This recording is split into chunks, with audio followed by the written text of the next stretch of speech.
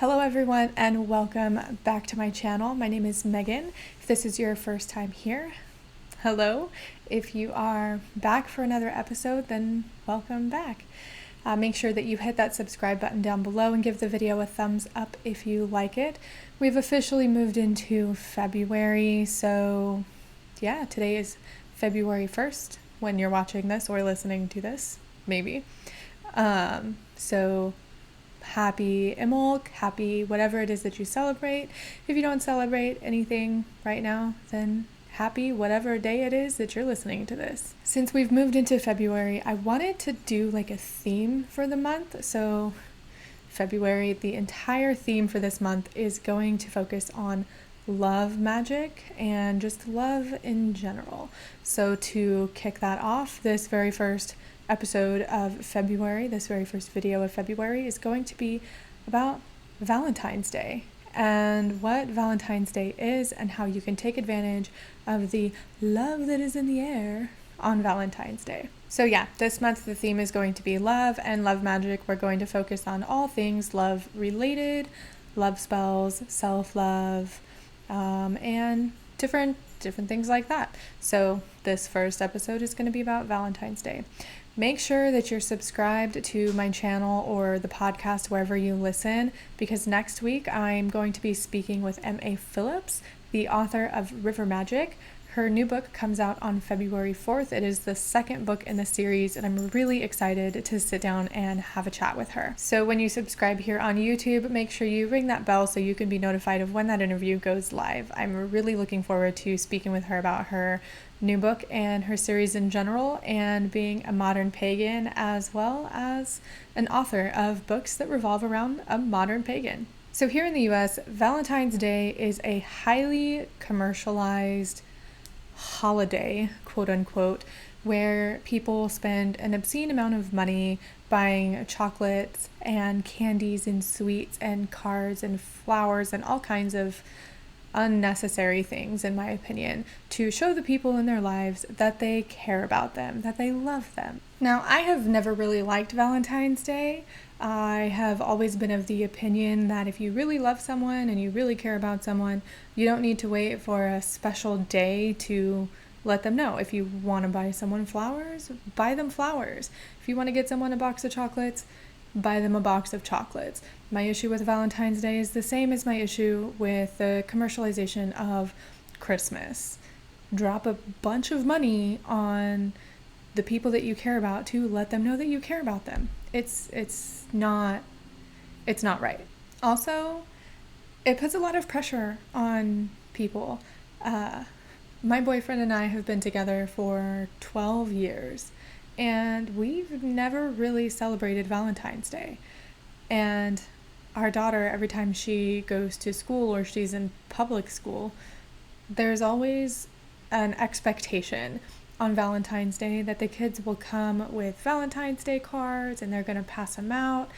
And, just everybody gets a bunch of candy, and I just don't like it. Now, that doesn't mean that you can't take advantage of the season. You can't take advantage of the different colored candles that are going to be available, the candies and the flowers. If you celebrate Valentine's Day with someone you love, that's great and more power to you.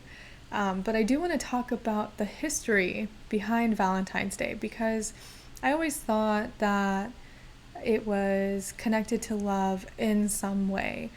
But according to all of the sources that I will link in the description and in the show notes, it's really not.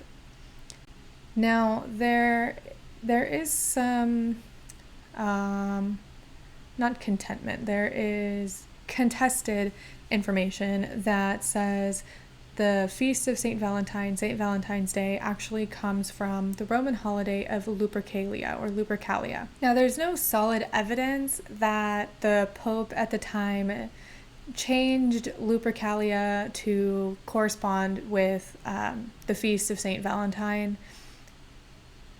It's, there's no proof.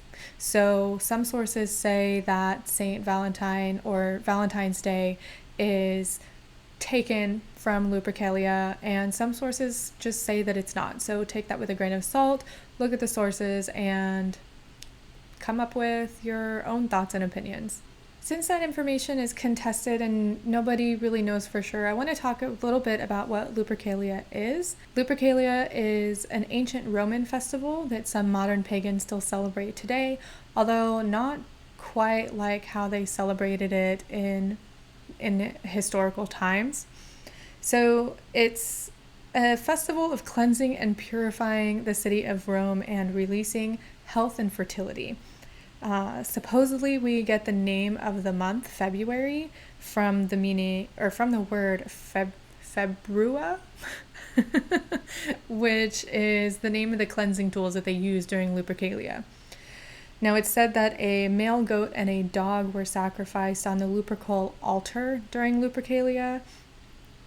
And Plutarch, the Greek philosopher and historian, described Lupercalia in his writings. He said that noble youths would run up and down the city naked, striking those they met with shaggy thongs, which I'm assuming at this point is like a strip of leather.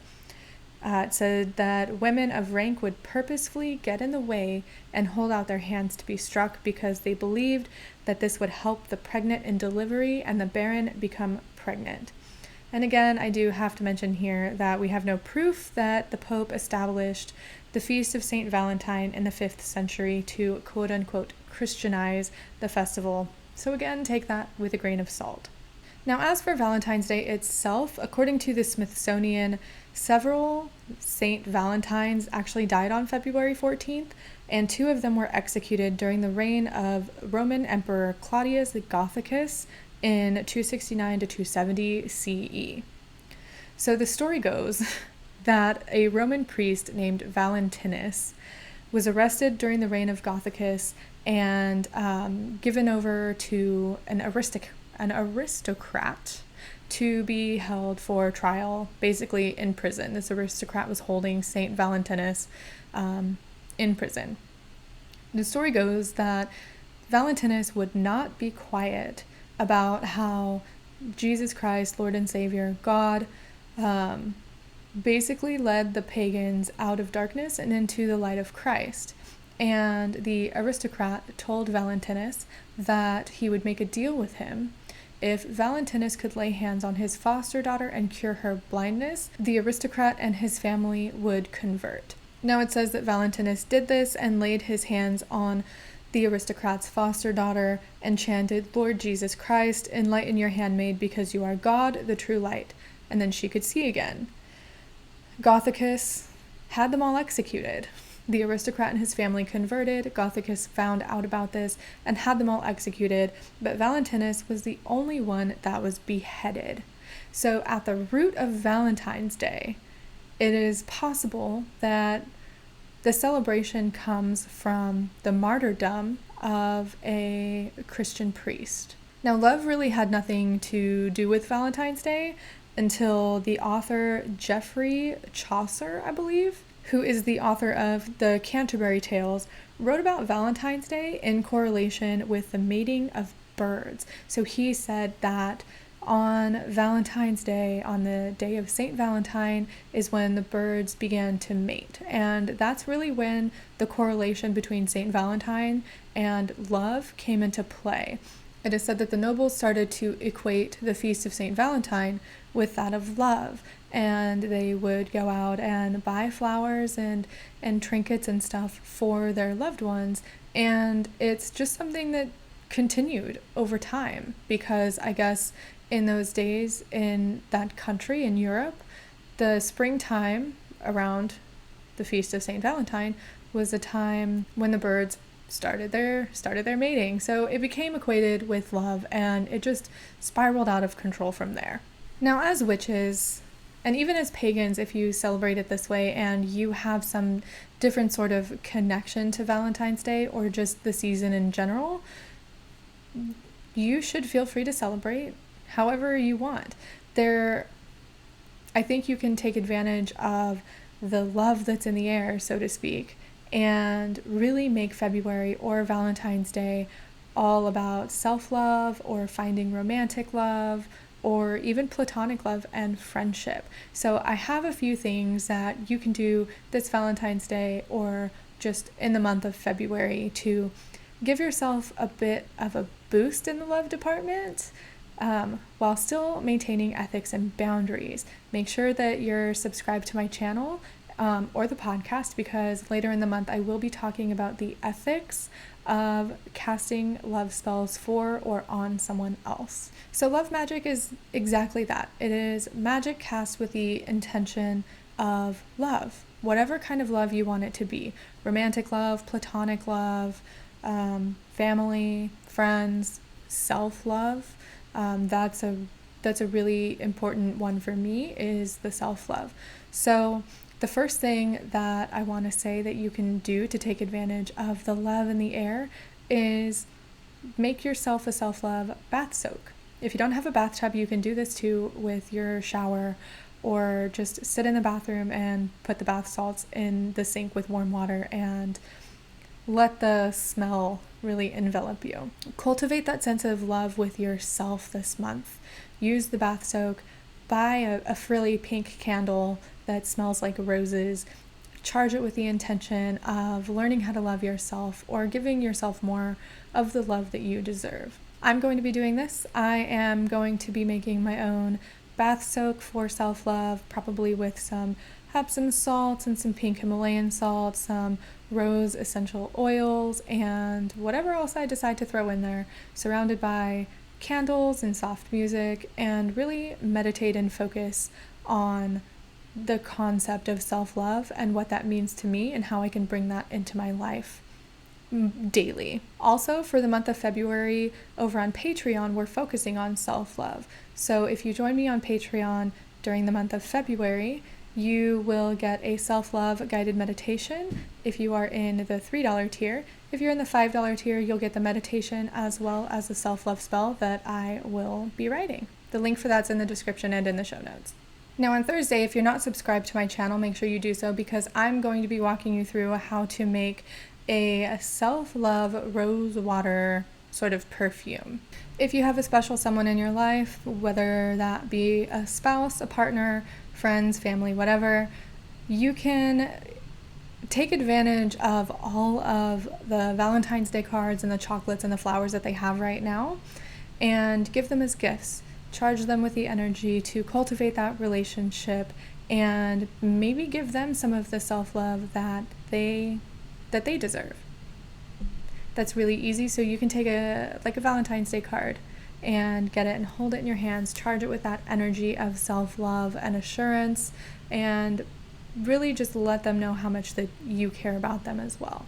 Also, don't forget that you don't need a special day to tell the people in your life that you love them. You don't need a special day to give yourself the self-love that you want or that you need. You can do that every day. So whether you're celebrating Valentine's Day, Lupercalia, or just the random Sunday that February 14th happens to be on this year, I hope you have a wonderful month of February, and I hope you look forward to everything love related that my channel will focus on this month. I'll talk to you soon. Bye for now. A huge shout out to my patrons over on Patreon. Thank you so much for all of your support. Again, during the month of February, we are focusing on self-love. If you join me on Patreon at patreon.com/roundthecauldron this month, you will be getting a self-love guided meditation or a self-love spell, or both, depending on the tiers that you join.